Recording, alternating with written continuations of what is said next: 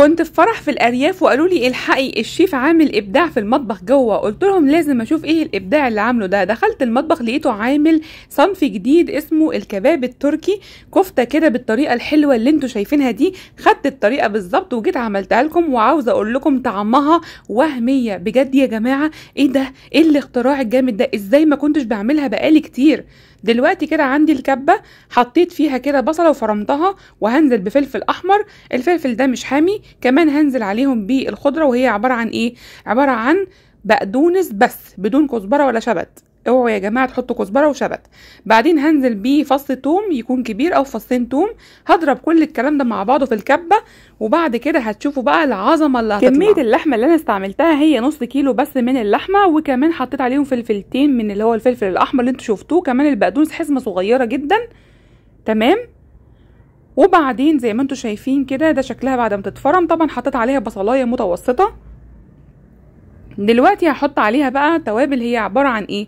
التوابل دي عباره عن توابل كفته موجوده عند اي عطار، وانا علشان توابل الكفته عندي مميزه جدا في عطارتي فخدتها من عطارتي.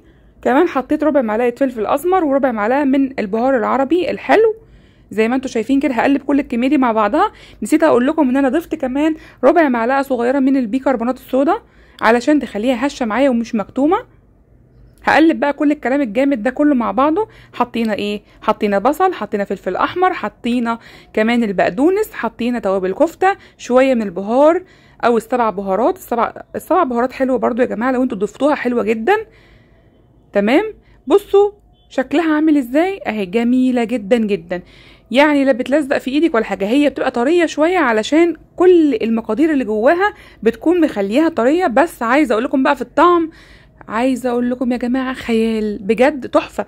هجيب بقى طاسه واحط فيها سمنه بلدي على شويه زيت، وممكن شويه زيت وخلاص او سمنه عاديه، وبقى نعملها بالشكل ده. انا حبيت الشكل ده جدا، حاسه ان هو جديد عليا قوي. زي ما انتوا شايفين كده ميني كفته جميله قوي وطعمها قمر بجد، حلوه قوي.